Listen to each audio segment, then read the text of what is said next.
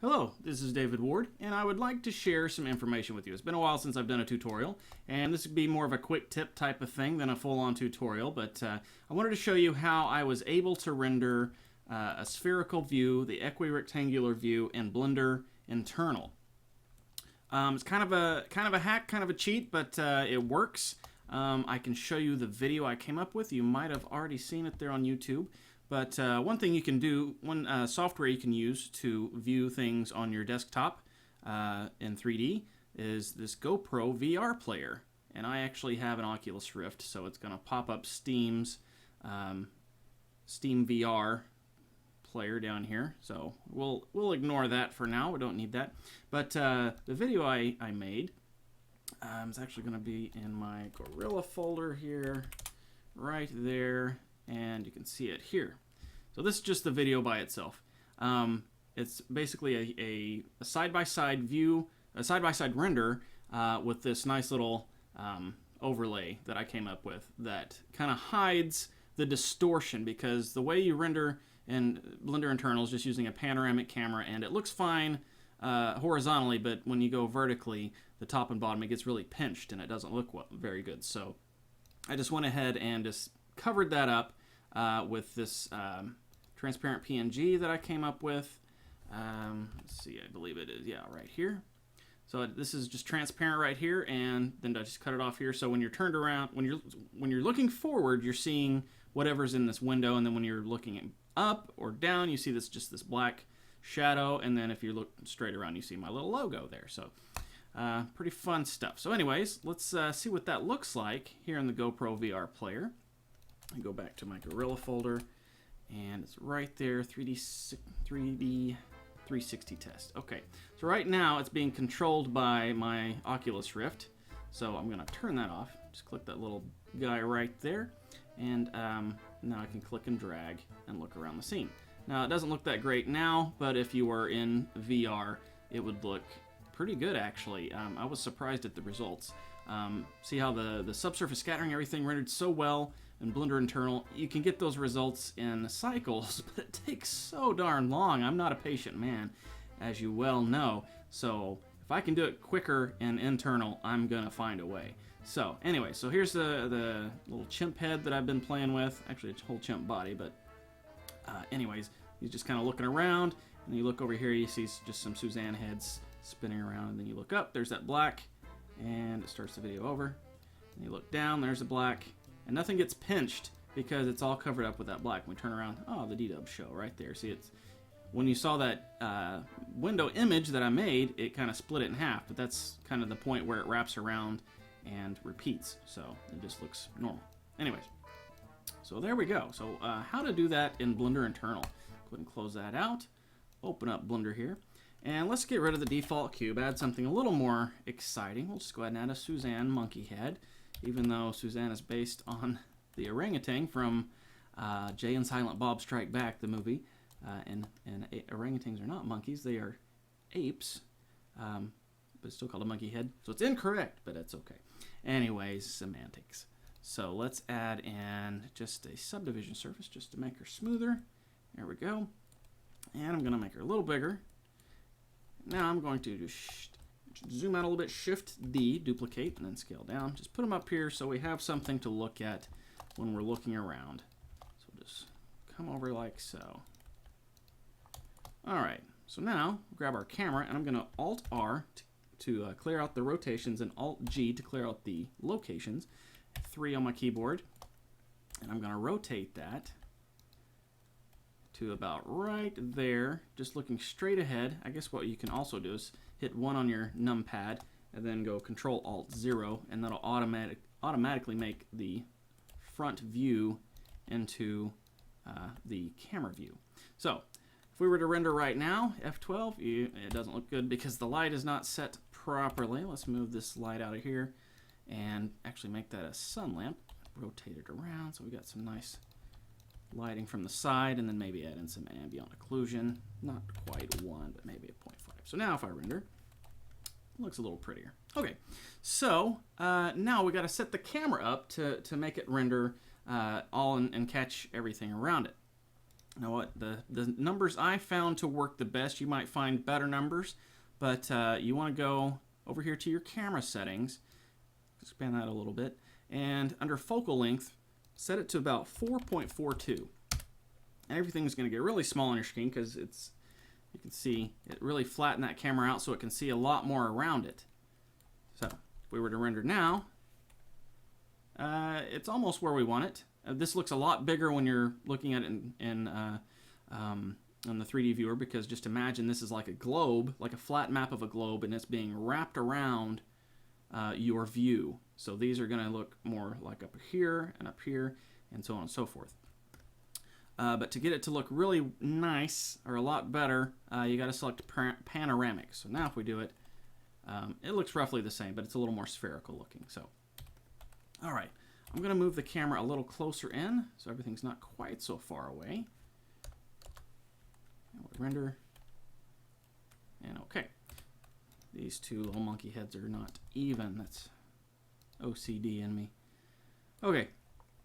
So we got the render set the way we want to. Let's go ahead and jump over here. We'll split this window in two. And I'm going to turn on the node editor, the composer over here, compositor. So we've got to select this guy here, use nodes, and I want to put that that little window thing on top of this. So I'm going to add in an input, and it's going to be an image. So click there, I'm going to open that, and I'm going to go to my standard Blender files folder, and it's going to be ddub. Where's it at? ddub show overlay PNG. Open that up. Boom, pops right there. I'm going to add in a color. Alpha over. Just drag that and click up there. It's going to automatically stick it into our path there. And I'd like to see what I'm doing, so I'm going to turn on backdrop, and then I have to add in an output viewer so I actually see what we're doing there on the backdrop. So right now it's white because it's showing the alpha of the white swatch here over that, and there's no alpha on that, so it's just all white. So I'm going to grab this image here and boom. Can't see anything right now because our scene, this is actually, what is the size of that? Let's see, I'm not sure exactly how big that is. I think it's 1080 by 1920 by 1080, but it might be bigger. Let's go to the properties, details. 1920 by 1080, yes. So, and our scene is likely half of that because the default Blender scene is half of that. So let's set that to 100%. So now if we go over here and we hit the V button, we can zoom out. Okay, we're still not seeing anything, so let's swap these guys. And boom, there we go. So I have to render it again because when I rendered it, it was the 50%. So let's go ahead and render that one more time. And go back to our compositor, node editor. And zoom out, and for some reason it's, you gotta swap it back and forth. Okay, it needs to be like it was originally. I'm not sure why it wasn't. I guess the sizing. Anyways, so it should be like this. The factor there is the factor that we're looking. It goes left to right. So the further right it is, the more it's going to go clockwise. It's going to count the bottom one. So now we have a spherical render. If I just go ahead and F3, actually make sure, yeah, everything's good. F11, and we're going to go to viewer node and F3. I'm going to save that just in my standard Blender folder. I'm going to call this 3D, or actually that's not 3D yet. We'll just call it spherical view. And I like to save as JPEGs. They save on file size a little bit, and set the quality all the way to 100%. Save as image. All right, so let's minimize this. Go back to our Blender files, and Google is interested in me. All right, how about that? Might have to look into that one. It'd be fun to work at Google. Date modified, spherical view. There we go. So now we've got that. We can drag and drop it into our GoPro player.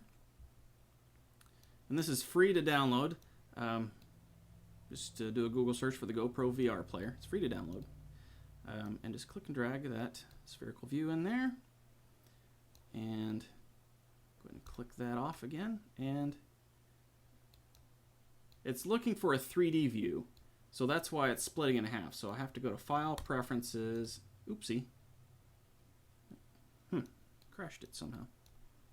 I'll just open it back up. All right, try it again. File, Preferences. There we go. And let's just go no stereoscopy. Stereoscopy. Back. So now, turn that off. And you can see, now we've got spherical view. D-dub show. All right. So, in order to get the 3D version of that, let's go ahead and kill that out. Back into Blender. And like I said, you can, or I don't know if I mentioned or not, this is the second time I recorded this. But yeah, Blender has the automatic turn on, automatic 3D stereoscopic view. I had to sit there and think of how that was pronounced. You just turn on views there, and then you can go to your camera settings and actually, where is it at here? I can never remember. I believe it was camera settings. Yeah. Stereoscopy right there, right where I was looking. And it'll render left and right. And if you look through the camera, you can see if you have some of the 3D glasses. Actually, I think that's going to be over here. Maybe it's in stereoscopy. Yeah. Set that to be 3D right there. And if you have some of the red and cyan glasses, you can see in 3D. I have a pair right here. Yeah, and it gives you the illusion of depth with those. But for some reason, I haven't been able to get that to work consistently. So I'm going to go ahead and turn that off. And we're going to do it the old-fashioned way. And we're going to set the scene. I'm going to rename it to scene.l. And I'm going to move my camera a little bit over here. This is going to be our left eye. And I'm going to Shift D, move this one over here. This is going to be our right eye. So what you can also do is set this, rename the cameras. I'm going to call this camera.l. Oops, camera.l. All right. And this is going to be camera.r. So camera left and right. Okay. And now we have scene.l. And I'm going to hit the plus sign and go link object data. Boom. And call this one scene.r. So now we have an exact duplicate of our scene. Excuse me. But we want the camera to be the main one, so it's selected right now. I'm going to hit Control-0, and now it's the selected camera. If we go back to Scene L, we've got that left camera, Scene R, the right camera. Okay, now to set that up in the compositor, I believe I did a Blender cookie tutorial over this a few years ago, and it's the same thing, except we're not going to be making it the red and blue. We're going to be keeping it side by side. And we're going to have to do a little bit different settings than we did with the red and blue. But okay, so what we want to do, we want to, in here in our render layers, we want to duplicate this scene L and change it to scene R. So now we have both of these scenes rendering from those two perspectives. Now let's go ahead and do that just so we can get them both in the memory buffer there. So render the left, and now it rendered the right. And now we have the two views. So if I switch that right there, you can see it switches. But what we need to do is merge those together and squish them together so it's side-by-side 3D view. And I'm going to need to do that with this image here as well. Just I'm going to hold down Control and drag my mouse over that, and it's going to slice that. All right, so I'm going to go ahead and put that there. And right now, they're the same size, so it's just overlapping, and we're not seeing both of them. If we set that to 0.5, we can see where they're merging together. But we don't want to do that. What I want to do is go ahead and add a distort scale. Add that to this top one, and it's going to scale at 0.5 on the x-axis. And we can't see it because it's on the other side, so let's set that factor down to 0 right now, right there. Okay, so there we have it. It's now half the size. And now I want to move it over to the far left, so I'm going to add in another distort node here, and it's going to be translate right there. Drop that in. And I want to, what we're going to do is it's going to move it half over, so it's 1920 wide, so half of that is, what, 960? and then that moves it completely half over, and that cuts the image in half. So we only need to move it a quarter of 1920. So half of 960, was that 480? So we're going to say negative 480 right there. It's going to move it over. And now we can go ahead and set this factor all the way back to, actually, yeah. We still can't see it because this one, the right side has not been changed yet. But I'm going to grab this scale and translate. Shift D, drag those down here. Hook the right scene up there. And need to move it in the positive 480. So let's just go home, delete that minus sign, and now it's going to be positive 480. So now we have stereoscopic view. If you wanted to look at it cross-eyed just to see the effect, you could change the settings here real quick. Boom. And if you look at it cross-eyed, kind of like those old magic eye things, well, you didn't look at them cross-eyed, but this gives you the illusion that you're looking for. So let's undo those two things. Make sure the left side is negative 480 and the right side is positive 480. So now we could spit this out. If I go F11, I like to set my my render in its own window. So new window, F11. We could save this image and look at it in the GoPro VR player, and it would look fine. But if we had like an actual scene in here where we had a lot of stuff above us, we're sitting in an actual environment, it would pinch the top of it a lot. So actually, let me show you how that is. Let's go ahead and add a couple of things in here. Let's go ahead, excuse me.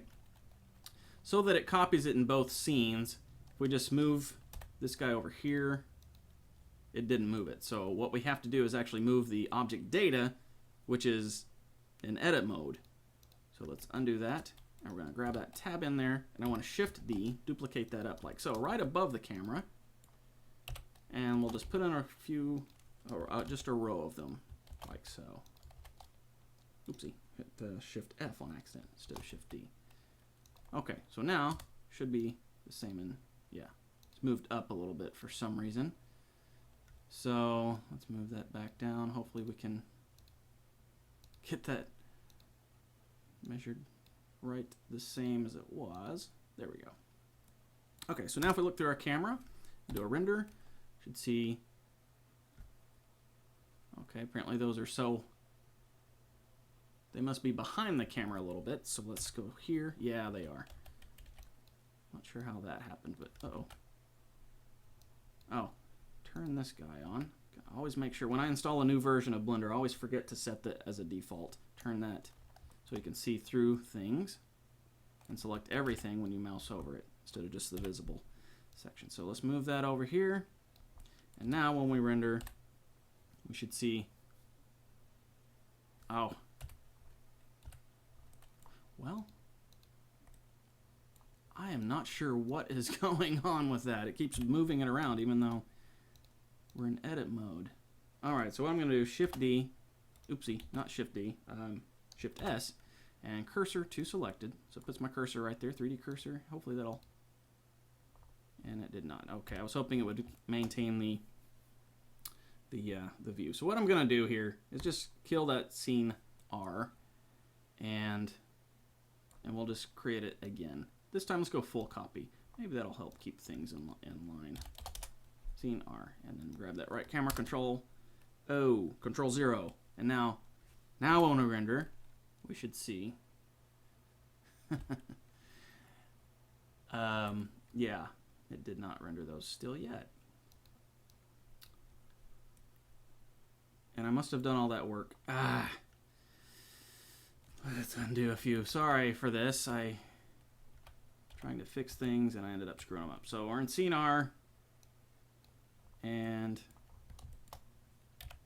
move this stuff back here so it's actually visible. Try to get that lined up.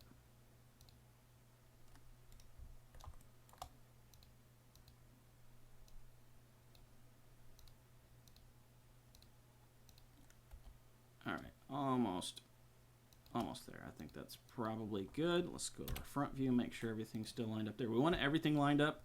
as perfectly as we can. So that looks pretty good. Okay, so back to scene R.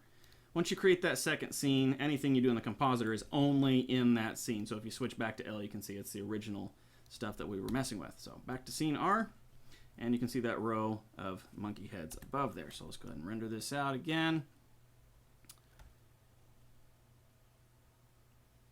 And it's not quite getting that stuff right above the camera, even though it's not, excuse me, it's not even really above the camera per se, it's just too far in front of it. But anyways, that's why I want to put that black frame around everything so we don't see that lack of repetition there in the spherical view. It kind of hides it. So it's kind of a hack, kind of a cheat, but hey, it works. So now what I'm going to do is copy these two scales and translates down here for this frame. I'm going to copy that one, and we're going to have two sets. Boom, boom, and excuse me, I need to do an alpha over for those so that they are positioned correctly, and then an alpha over to combine those two, and then I need to combine those with the images. So I need to create one more, oops, not that one more alpha over there, put that on the bottom,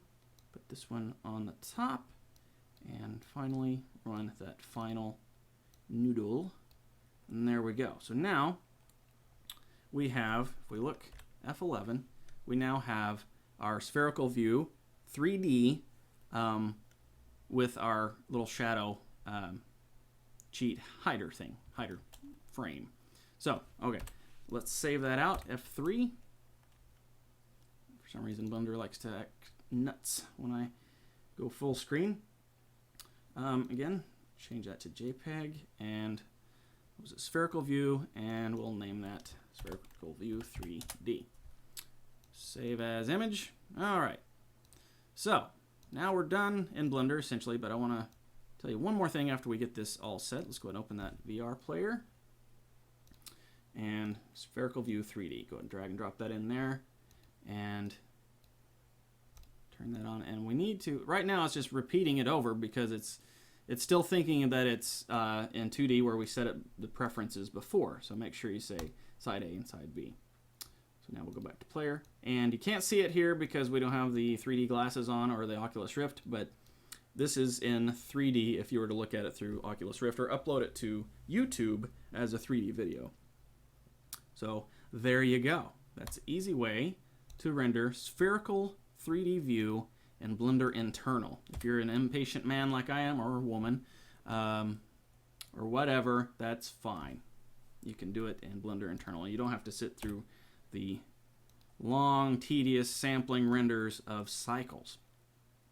One thing that you might keep in mind, as you could see in our GoPro player, it's kind of pixelated here on the sides.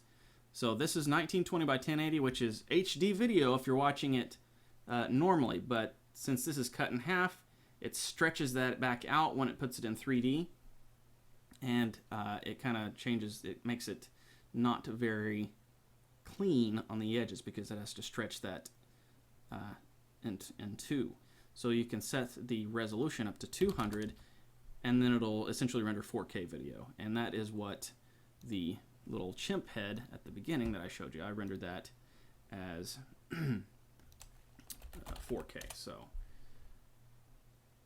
look at that one more time, right there.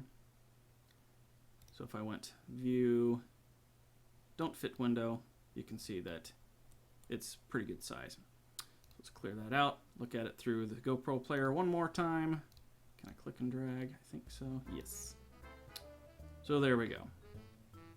See, it doesn't have that pixelated edge like the other one did. That full screen even. So okay, thanks for watching. Hopefully I didn't confuse you too much when I had to undo all that stuff. But yeah, quick, easy way to make spherical video work pretty well in Blender internal. So this works really well if you're just going to do a video. Like I want to have my chimp here just sitting there talking to you or something like that. We don't need to worry about what's behind the camera.